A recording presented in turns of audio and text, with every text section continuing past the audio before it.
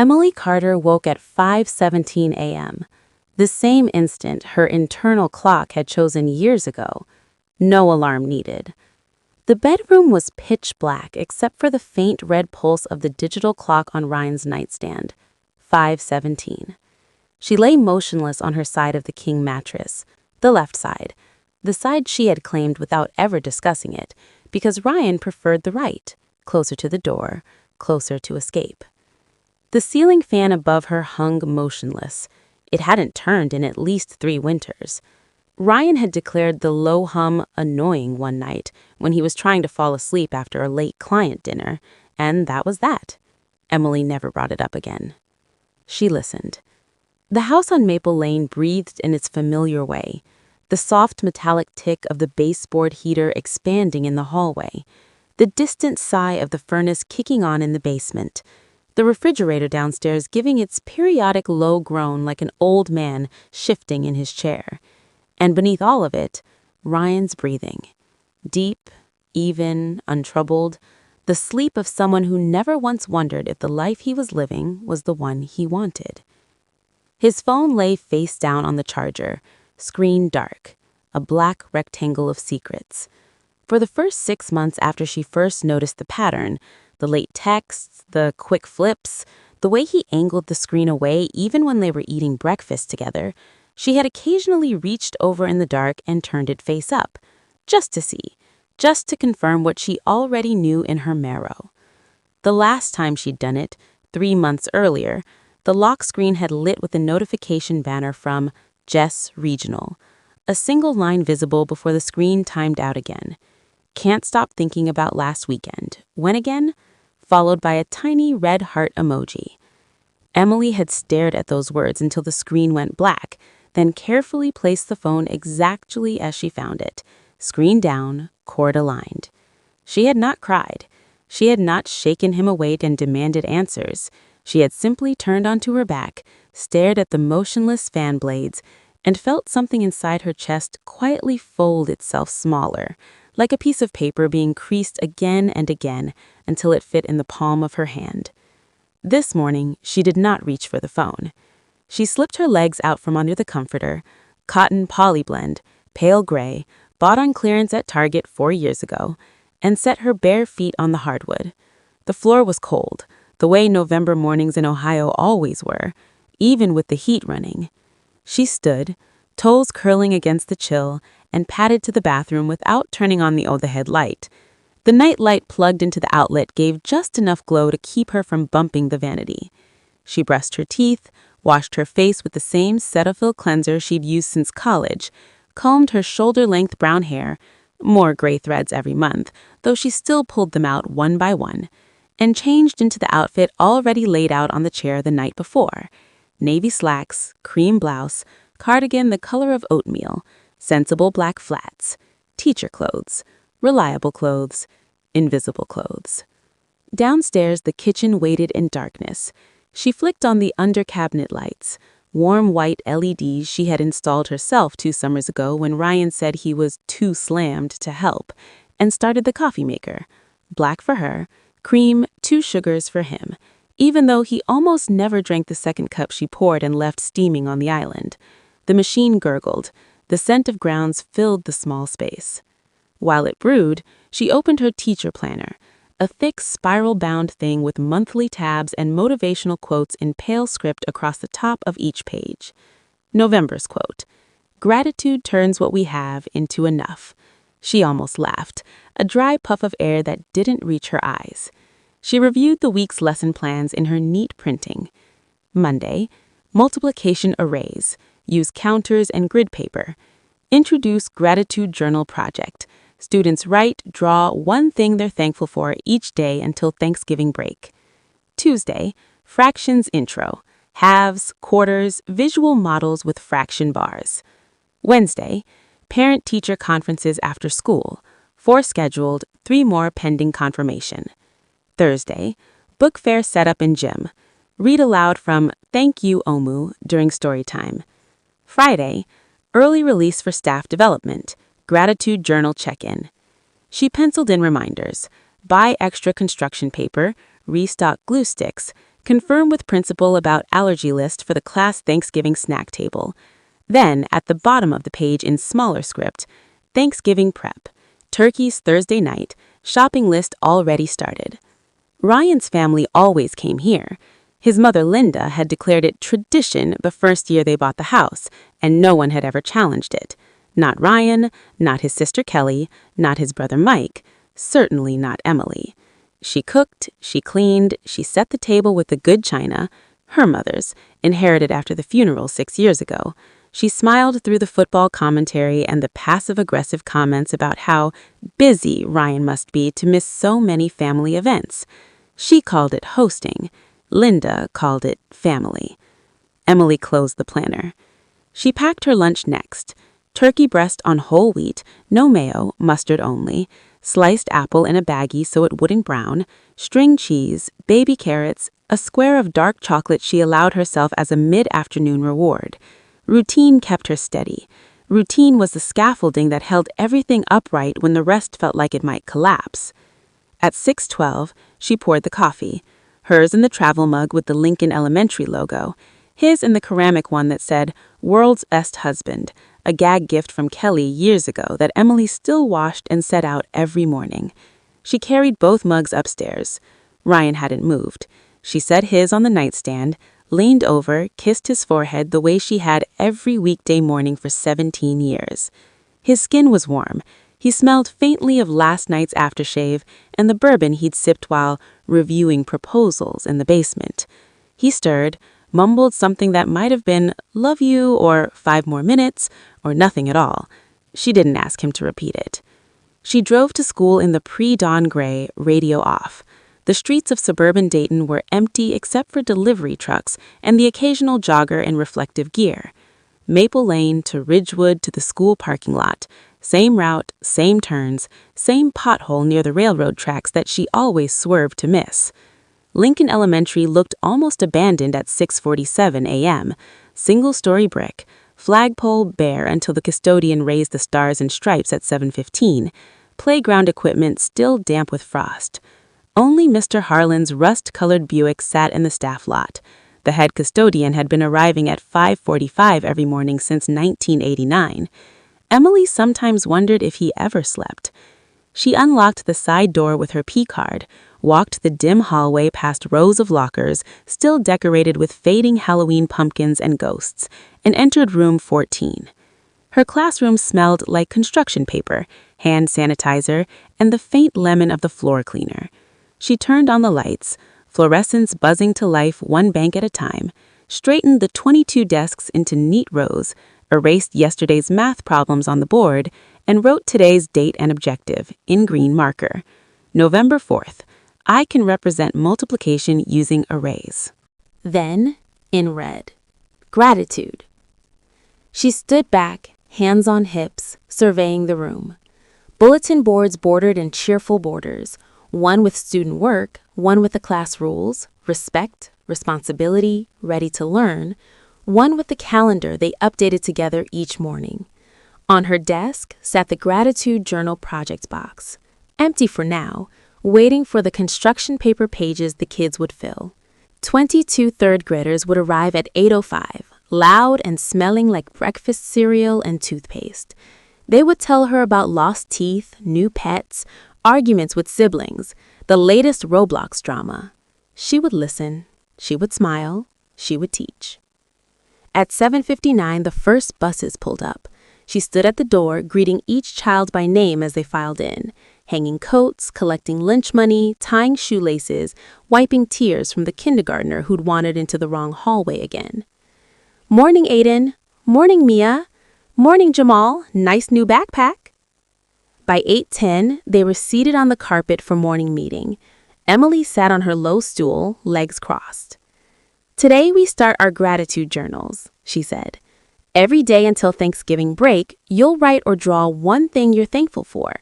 It can be anything, big or small." Hands shot up. "My dog. My grandma's cookies. Recess." Emily nodded. "Those are wonderful. What about people? Who makes your day better?"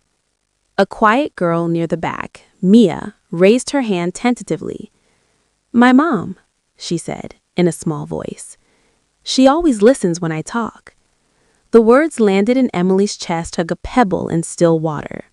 Ripples spread outward. That's really special, Mia, she managed. Her throat felt tight. Listening is one of the best gifts we can give someone. She swallowed, continued the meeting, moved into math. All day, the sentence echoed. At lunch, she ate at her desk while the room monitor played a Go Noodle video for the class. She opened Facebook on her phone. Ryan had posted 40 minutes earlier, a photo from some chain steakhouse downtown, him in a charcoal suit, tie loosened, arms slung around a colleague in a blazer, both grinning with beers in hand. Caption, closing deals and making friends. Hashtag, work hard, play hard. No tag for her. No mention of the wife who packed his lunch that morning. He'd taken it. She'd seen the empty bag in the trash. She scrolled past. After school, she drove to Kroger. Thanksgiving was 10 days away, and the holiday baking aisle was already mobbed. She pushed her cart through crowds of women comparing pumpkin puree brands, men staring blankly at spice displays, teenagers filming TikToks in the bakery section. She bought 2 20-pound turkeys, 1 butterball, 1 store brand, backup in case the first didn't thaw right, stovetop stuffing mix, traditional and cornbread, fresh cranberries, oranges for zest, cinnamon sticks, 5 pounds russet potatoes, green beans, fresh, not canned, Linda preferred fresh, 2 bags of fried onions for the casserole, heavy cream, half and half, whole milk. Pie crusts, she would make filling from scratch. Dinner rolls, the kind that came in the foil tray. A bottle of Pinot Noir for Linda, a 6-pack of IPA for the brothers-in-law. The cart grew heavy. The total came to $312.47. She paid with the joint debit card, swiped without looking at the balance. Ryan hadn't asked about the grocery bill in years. Home by 5:30. She unloaded bags onto the counter, started the brine for the turkeys, water, salt, sugar, peppercorns, bay leaves, a quartered onion. She chopped celery, onions, carrots for the stock she'd simmer tomorrow. She cubed bread for dressing, toasted it in the oven until golden, the kitchen filled with sage and butter smells. Ryan texted at 6:47. Late night, proposal due tomorrow. Don't wait up. She typed back, okay, be safe, love. No reply. She ate a bowl of Cheerios standing at the sink, watching the streetlights come on through the window over the sink. Neighbors' houses glowed with porch lights and television flicker. Normal lives, normal evenings. She graded spelling tests at the kitchen table until her eyes burned. 22 short papers filled with careful third-grade handwriting. Some perfect, some inventive. One boy had spelled grateful as grateful. She circled it gently, wrote, almost, one more L. Bed at 10:03. She brushed her teeth, changed into an old t-shirt and soft pants, slid under the covers on her side. Ryan's side remains empty, cool. She turned off the lamp. In the dark, she stared at the ceiling fan that never turned. She thought about Mia's sentence. She always listens when I talk. Emily closed her eyes.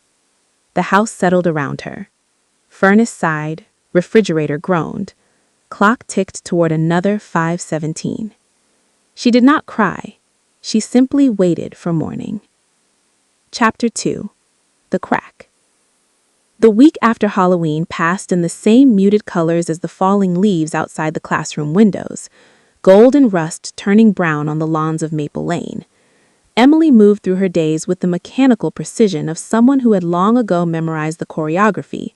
Wake, coffee, pack lunch, kiss sleeping husband, drive to school, greet children, teach, grade, shop, cook, wait, sleep. Repeat. The only variation was the weather growing colder, the sky lower, the daylight shrinking like a budget being cut week by week. Monday night, Ryan came home at 9:47, the front door opening with the familiar soft click of the deadbolt. She was at the kitchen table grading math quizzes under the pendant light, red pen in hand. He dropped his keys on the console table in the foyer, always the same spot, with the same metallic clatter, then loosened his tie as he walked in. "Hey," he said, voice carrying the slight rasp of too many handshakes and too much bourbon. "Hey." She didn't look up immediately. "There's lasagna in the fridge if you're hungry." "Already ate. Client dinner." He opened the refrigerator anyway, pulled out a bottle of IPA, twisted the cap off the edge of the counter the way he always did, and took a long swallow. The sound of the bottle against his lips was intimate and ordinary. She circled a wrong answer on question 6. 3 times 4 equals 12, not 7. Someone had clearly guessed, then set the pen down. "Good day?" Exhausting. He leaned against the counter, one hip cocked, bottle dangling from 2 fingers. "Close the deal with Midwest Manufacturing. Big commission coming." "That's great." She meant it, or at least the part of her that still remembered being proud of him did. "Congratulations." He nodded, took another pull from the beer. The kitchen smelled faintly of tomato sauce and now of hops. "You?" "Same. Parent called about Mia's reading level. She's behind but catching up fast. Sweet kid." He made a vague sound, half acknowledgement, half disinterest, and scrolled his phone. Face down when he set it on the counter. Always face down. She watched the black screen for a beat too long. Tuesday, he didn't come home until after midnight. She heard the garage door at 12:38, then his footsteps on the stairs, the shower running for 10 minutes. When he slid into bed, he smelled of hotel soap and something floral she didn't recognize.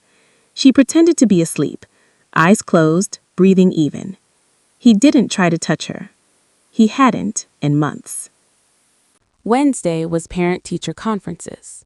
She stayed late, smiling through 20-minute slots, handing out progress reports, nodding at compliments about how organized and patient she was. One mother said, "You're so calm. I don't know how you do it with 22 of them." Emily smiled the practiced smile. Routine helps. She drove home in the dark, streetlights reflecting off wet pavement from an afternoon rain. The house was lit only in the kitchen. Ryan's car wasn't in the driveway. She texted, "Home soon?" No reply. She reheated leftover lasagna, ate standing at the island, then washed the single plate and fork. Upstairs, she changed into pajamas, brushed her teeth, climbed into bed. She left the lamp on his side off. The room felt larger when he wasn't there. Thursday night, he came home reeking of bar smoke and bourbon. She was folding laundry in the living room, his dress shirts, her cardigans, the towels still warm from the dryer. He dropped onto the couch, kicked off his shoes without untying them, loosened his tie. "You're still up," he said, not quite a question. "Finishing laundry." She folded a towel in half, then in thirds, smoothed the edge. "How was the networking thing?" "Good. Met some new reps from Cleveland. Might be a lead on a big install." She nodded. "That's good." He rubbed his eyes. "Long day." She folded another shirt. "You smell like an ashtray." He laughed, short, defensive. "Yeah, place was packed. Everyone smokes outside now, but it sticks." She set the shirt on the stack. "You could have texted. I waited dinner." "Didn't think it would run that late."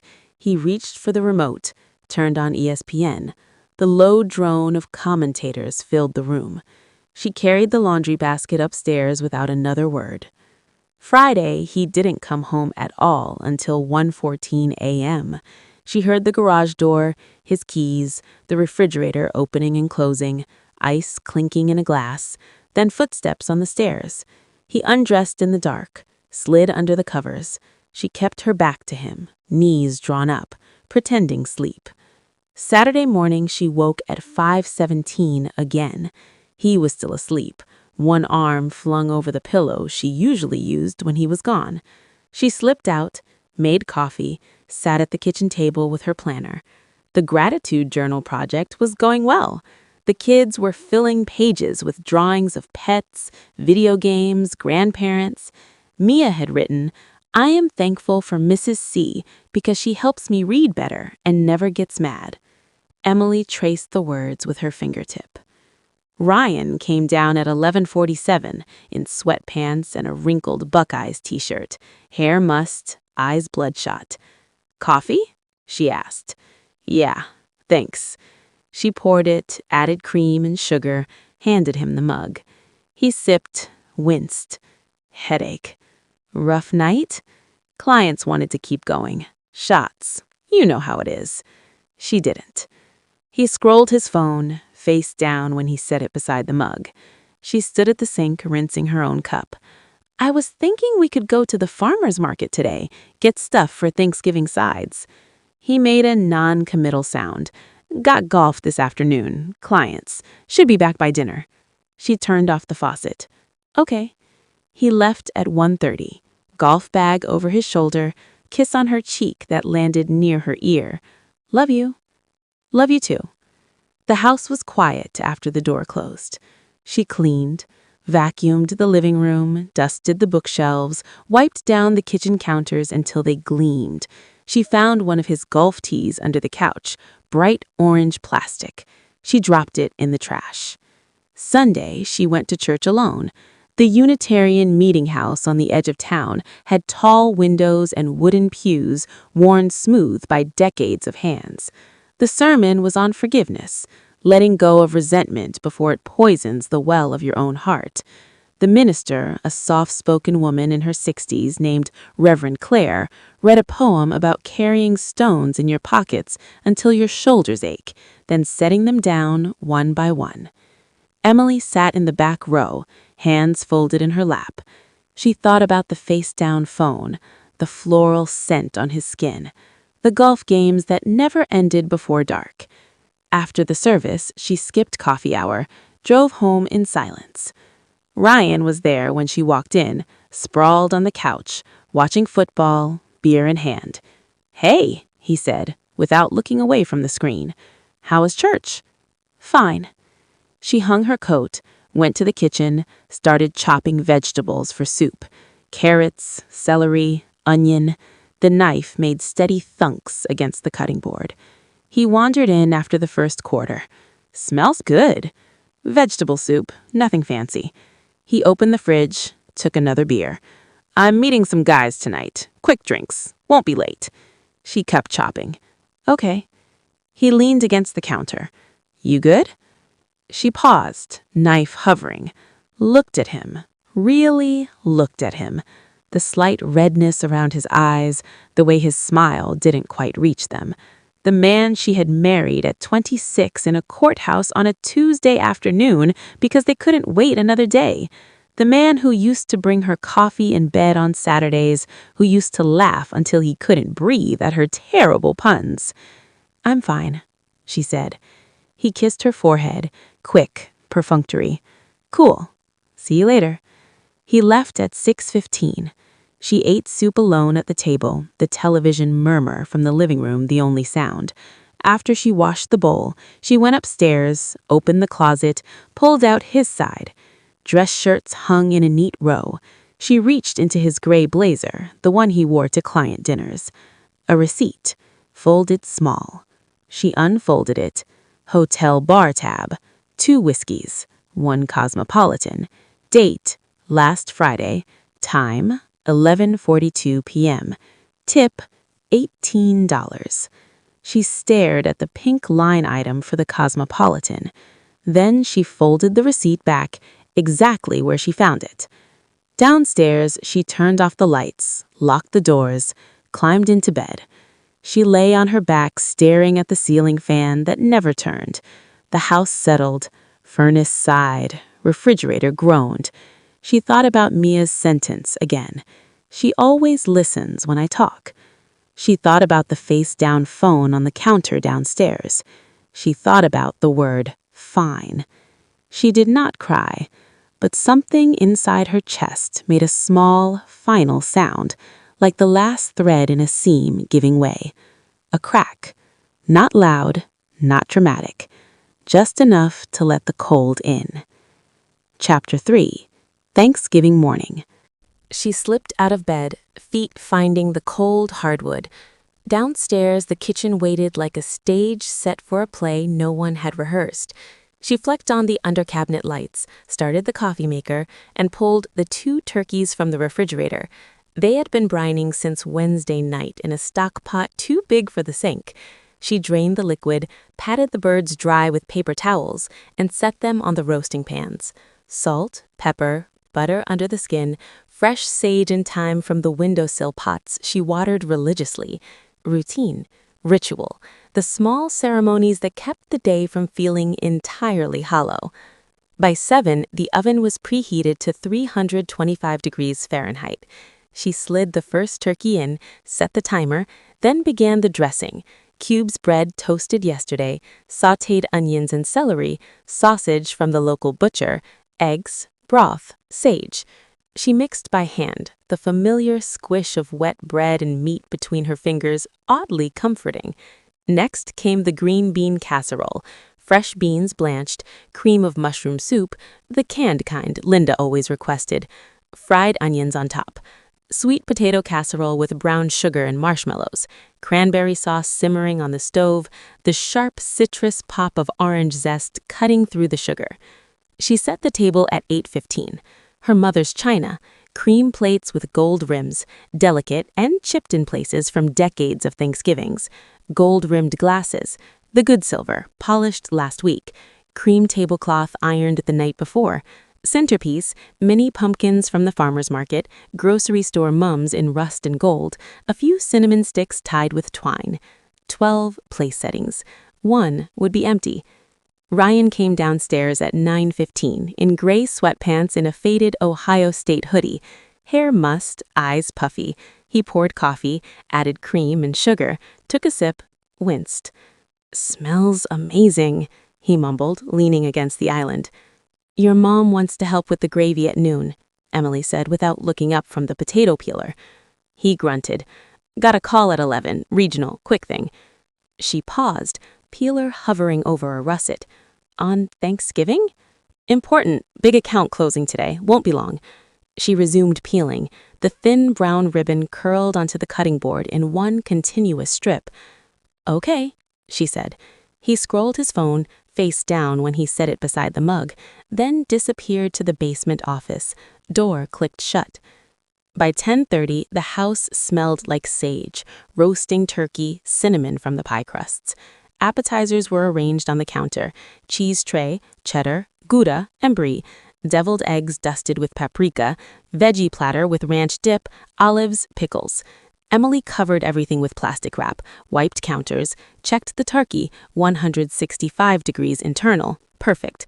She changed into a simple navy dress, the one with 3/4 sleeves she wore every holiday because it was comfortable and flattering enough that no one commented on her weight. She brushed her hair, added small gold hoops, a touch of lipstick. Family arrived at noon sharp. Linda first, red sweater, pearl earrings, arms full of Tupperware, her famous pumpkin pie, even though Emily always made 2. "Oh, honey, it smells divine," she said, kissing Emily's cheek. "Where's my boy?" "Basement, quick work call." Linda's eyebrows lifted half an inch. "On Thanksgiving?" "He'll be up soon." Next came Kelly, husband Tom, and their 2 teenagers, phones already out, thumbs flying. Hugs, coats hung, complaints about traffic. Mike and his wife Sarah arrived last, bringing wine and a loud laugh that filled the foyer. The house came alive with noise. Football on the TV, kids raiding the appetizers, adults talking over each other about work, school, the Browns' losing streak, Black Friday plans. Emily moved through it all, refilling drinks, passing plates, smiling, nodding, asking questions she already knew the answers to. At 12:45, she called down the basement stairs. "Dinner's ready." "5 minutes," Ryan yelled back.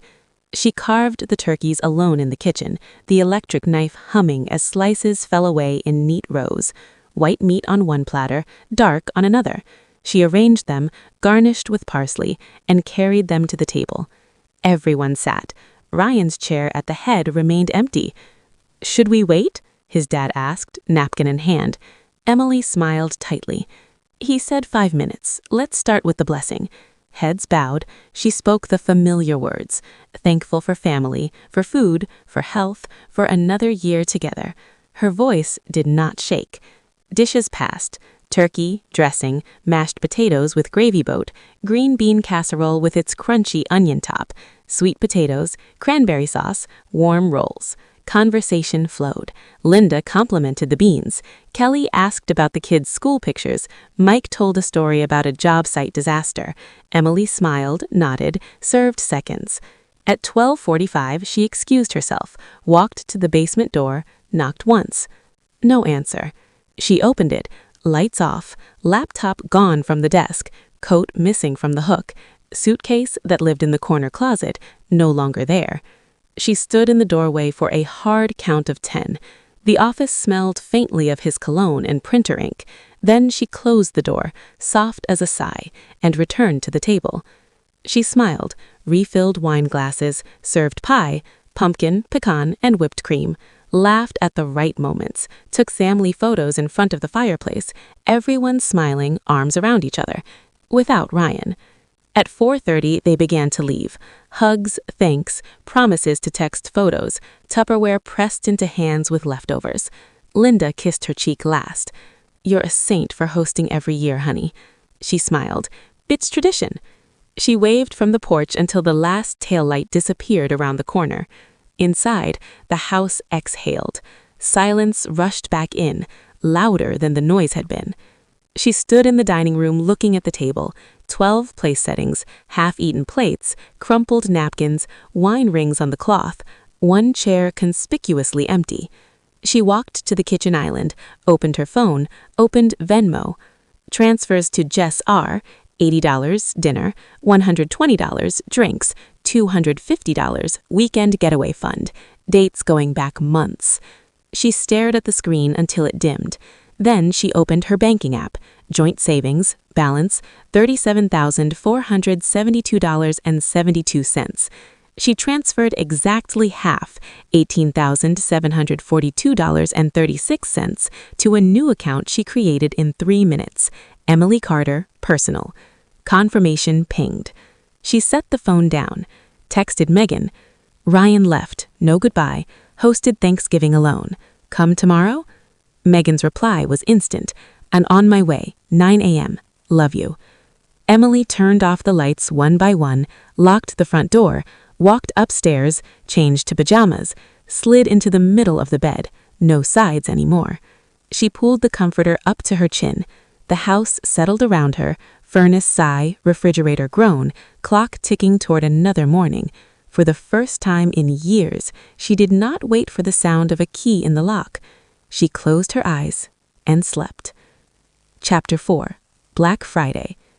The morning after Thanksgiving dawned colder than the day before, the kind of Ohio November gray that seeps into your bones before you even step outside. Emily woke at 5:17 again, but this time the bed felt different, wider, quieter, hers alone. No Ryan's breathing to measure time against, no faint scent of bourbon lingering on the pillow. She lay there for a full minute, staring at the ceiling fan that never turned, letting the new silence settle over her like a fresh sheet. Downstairs, the house still carried yesterday's smells: sage, turkey fat, cinnamon from the pie crusts. The dining room table remained set, 12 places, half-eaten rolls, wine rings on the cloth, one chair conspicuously empty. She didn't clear it yet. She started coffee instead, the machine gurgling like an old friend. Black for her, no second mug poured. Megan arrived at 8:57, pulling into the driveway in her silver Honda with the Columbus bumper sticker that read, "Keep Columbus Weird." She carried a paper bag from Buckeye Bagels, everything bagels, plain cream cheese, lox because she knew Emily liked it, and a determined look that said she hadn't slept much either. They sat at the kitchen island amid the wreckage of yesterday. Megan didn't hug her right away. She just looked, taking in the untouched place settings, the turkey carcass in the trash bin, the faint red around Emily's eyes. "Tell me everything," Megan said. Emily did. The call at 11, the empty basement office, the missing laptop, coat, suitcase, the Venmo transfers to Jess R., dinners, drinks, a weekend getaway fund, the way she had carved 2 turkeys alone while 12 people waited for a man who never appeared, the half of the savings transferred while the family was still eating pie. Megan listened without interrupting. Cream cheese knife paused mid-spread. When Emily finished, Megan set the knife down. You hosted his entire family, his mother's tradition, while he snuck out to be with someone else? Emily nodded once. Megan exhaled through her nose. You're done carrying this, Em. They started with the practical things because that was how the Carter sisters handled crises. Lists, action, no wallowing until the work was done. Megan pulled out her phone. Credit union first. They called together on speaker. Emily gave her account number, confirmed identity with the last four of her social security, and asked to freeze the joint credit cards. The representative was kind but efficient. Cards frozen in minutes. Then a new solo checking account, Emily Carter only. Online access set up while Megan toasted bagels. Direct deposit reroute form downloaded to be filled out Monday. Next, passwords. Netflix, Amazon Prime, the Nest thermostat, even the Wi-Fi. Emily changed them all, fingers steady on her phone. When the last one was saved, she felt something small unlock inside her chest. Megan Googled divorce attorney Dayton, Ohio, scrolled reviews, landed on Helen Ramirez, 5 stars, compassionate but fierce, gets results without drama. Appointment booked for Monday at 10 a.m. They needed air after that. They drove to a small strip mall coffee shop 10 minutes away, the one with the mismatched chairs and local art on the walls. Black Friday crowds were already thick at the big box stores across the street, people hauling TVs, fighting over doorbusters, but here it was quiet. Emily ordered a large latte. Megan got chai. They sat by the window watching cars circle the parking lot like sharks. Emily stared at her cup. I feel nothing. I thought I'd be crying, screaming, something. Megan sipped. You cried for years, quietly, every late night, every face-down phone, every holiday he missed. This is the after part, the part where the crying's done. Emily traced the rim of her cup.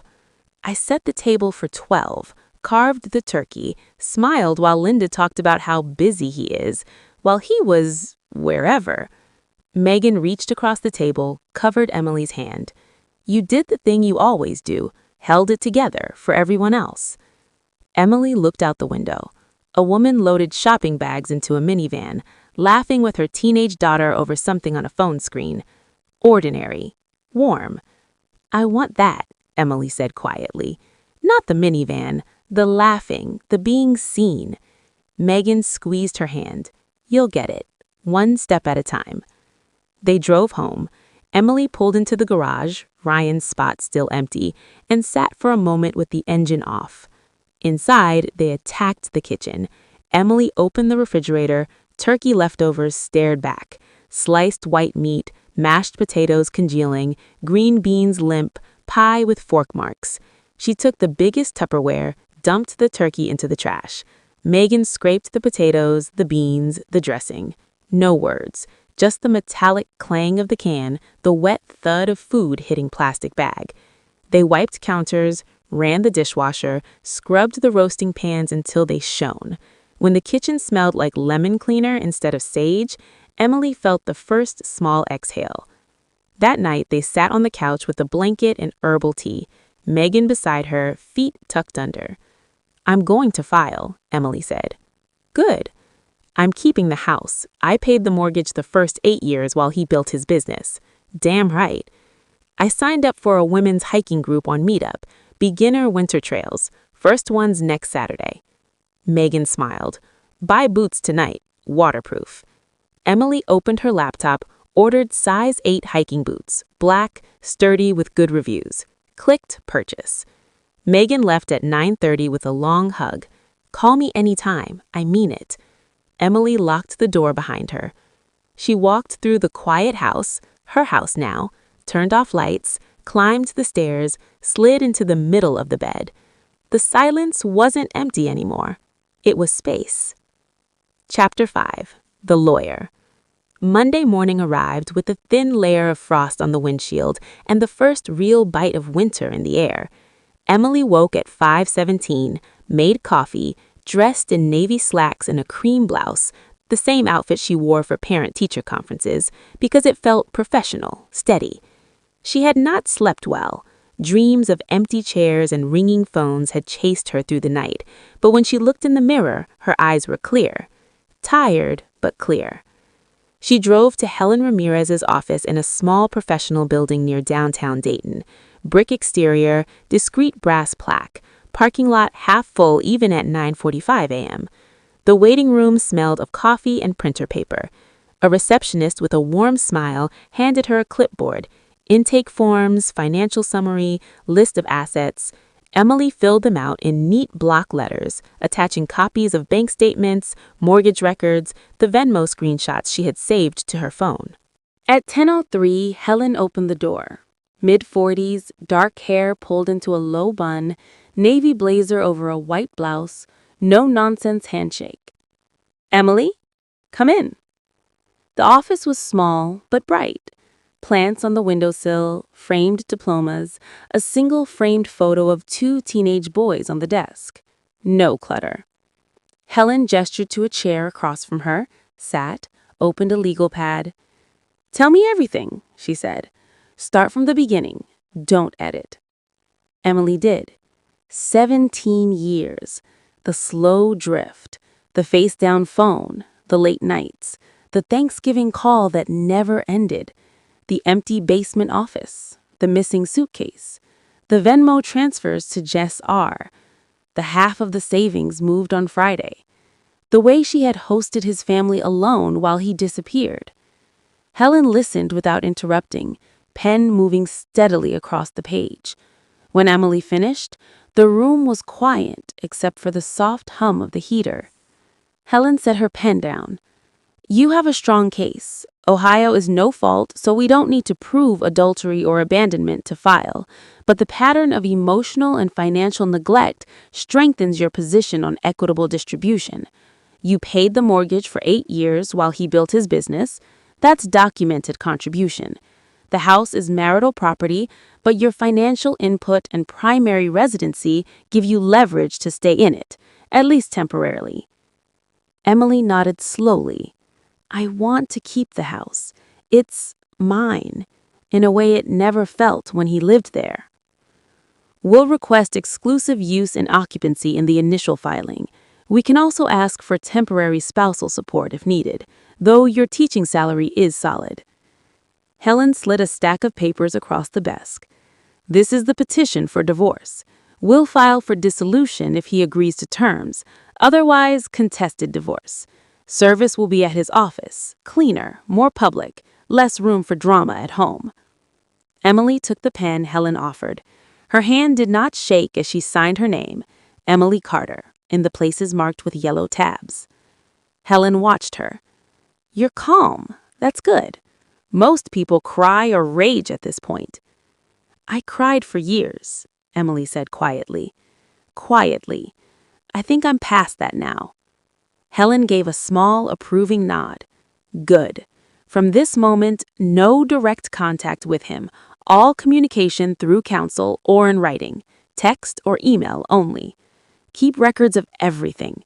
He'll try charm first, then anger, then victimhood. Don't engage." Emily stood. "Thank you." Helen walked her to the door.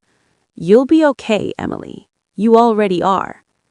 Driving home, snow began to fall, light flakes catching in the headlights. The radio played softly. Gloria Gaynor, "I Will Survive." Emily laughed, short, surprised, real. She turned it up, windows cracked, cold air rushing in.